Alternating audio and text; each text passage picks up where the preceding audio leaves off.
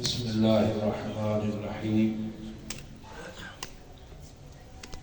الحمدللہ رب العالمین والصلاة والسلام علی سید الانبیاء والمرسلین اما بعد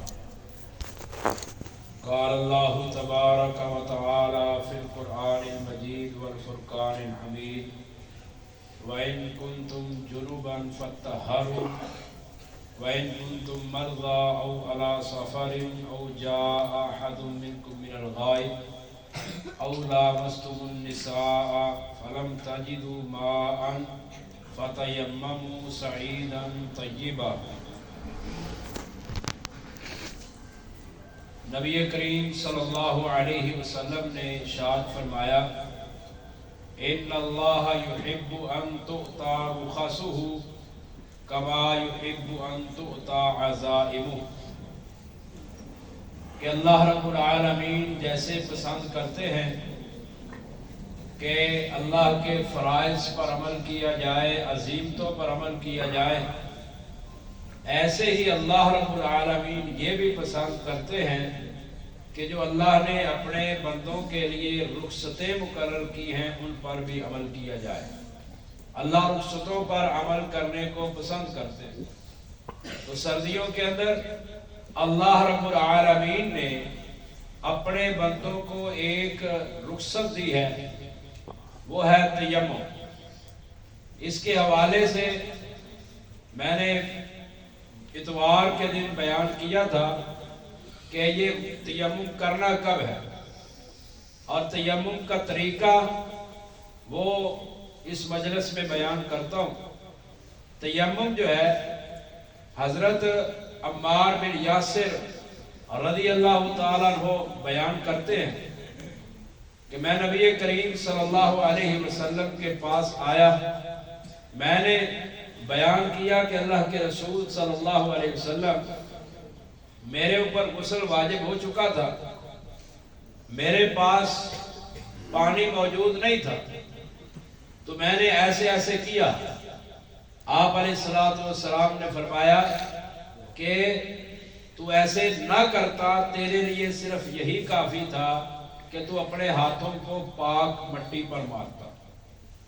آپ علیہ السلام نے تیمم کا طریقہ خود بتایا، فرمایا کہ اپنے ہاتھوں کو تو مٹی پر مارتا، مارنے کے بعد فرمایا کہ تو اپنے دونوں ہاتھوں کو جمع کر کے ان کے اندر پھونک مارتا۔ اس کے بعد فرمایا کہ ثم تمسح بہما وجہک، پھر اپنے چہرے پر پھیر لیتا، چہرے پر پھیرنے کے بعد اپنی ہتھیلیوں پر پھیر لیتا۔ یہ آپ علیہ السلام نے طریقہ بیان کیا۔ یہ روایت صحیح مسلم کے اندر موجود ہے۔ یہ ہے تیمم کا طریقہ جو پیارے پیغمبر صلی اللہ علیہ وسلم نے بتایا۔ اس سے زیادہ باتیں وہ پیغمبر صلی اللہ علیہ وسلم سے ثابت ہوئی۔ کچھ لوگ تیمم کرنے سے پہلے جو مٹی پر ہاتھ ہیں 2 مرتبہ مارتے، ایک مرتبہ مارا، اس کے ساتھ اپنے چہرے پر پھیرا، دوسری مرتبہ مارا تو اپنی ہتھیلیوں پر پھیر لیا۔ حافظ ابن حجر رحمہ اللہ نے بلوغ المرام کے اندر یہ روایت نقل کی ہے کہ اپنے ہاتھوں کو نبی صلی اللہ علیہ وسلم 2 مرتبہ زمین پر مارتے، اور یہ روایت ذکر کرنے کے بعد کہا ہے کہ یہ روایت صحیح ثابت نہیں ہے۔ تو زمین پر ہاتھ 2 مرتبہ نہیں مارنے، صرف 1 مرتبہ مارنے۔ اور دوسری بات، تیمم کرتے ہوئے صرف ہتھیلیوں پر اتنے پر ہاتھ پھیرنا، یہاں تک ہاتھ پھیرنا یا یہاں تک اوپر تک ہاتھ پھیرنا، یہ روایت منسوخ ہے۔ اس روایت کے راوی عمار بن یاسر رضی اللہ تعالیٰ عنہ، انہوں نے بیان کیا ہے کہ صحابہ کرام نے یہاں تک تیمم کیا تھا، یہاں تک تیمم کیا، اور یہی صحابی روایت بیان کرتے ہیں ان ہاتھوں کی۔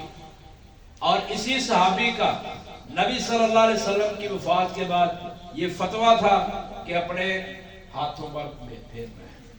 تو یہ صحابی کا فتویٰ اور دوسری روایت جو بخاری مسلم کے اندر ہے، وہ دونوں اس بات کی دلیل ہے کہ یہ روایت منسوخ ہے۔ یہاں تک نہیں پھیرنا، صرف اپنی ہتھیلیوں پر پھیرنا ہے۔ اور اس کے بعد دعا پڑھنا تیمم کے بعد جو وضو کے بعد پڑھی جاتی ہے، یہ کسی بھی صحیح حدیث سے ثابت نہیں ہے۔ اور ایک دوسری رخصت وہ ہے موزوں اور جرابوں پر مسح کرنا۔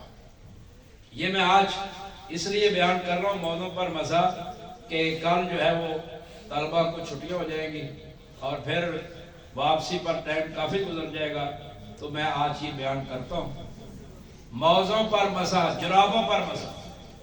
موزوں پر مسح، جرابوں پر مسح بخاری کے حدیث سے ثابت ہے، ابو داؤد کے اندر موجود ہے۔ سیدنا مغیرہ بن شعبہ رضی اللہ تعالیٰ عنہ بیان کرتے ہیں، کہتے ہیں غزوہ تبوک سے واپسی پر میں نے آپ علیہ السلام کو فجر کی نماز سے پہلے وضو کروایا۔ خاموشی سے میں بیٹھوں۔ فجر کی نماز سے پہلے میں نے وضو کروایا۔ آپ علیہ السلام جب پاؤں پر پہنچے آپ نے موزے پہنے ہوئے تھے۔ میں جھکا کہ آپ کے موزے اتار دوں آپ کے پاؤں دھونے کے لیے۔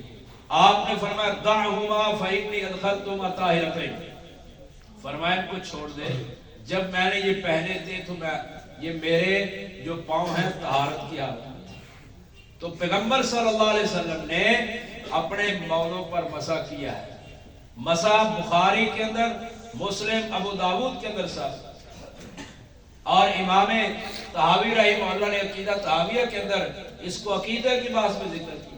وَنَرَى الْمَسْحَ عَلَى الْخُفَّيْنِ فِي السَّفَرِ وَالْحَضَرِ كَمَا جَاءَ فِي الْأَثَرِ، کہتے ہیں کہ سفر میں بھی حضر میں بھی ہر جگہ پر موزوں پر مسح ہو سکتا ہے جیسا کہ حدیث کے اندر آیا ہے۔ یہ ہمارے عقیدے کا بھی مسئلہ ہے۔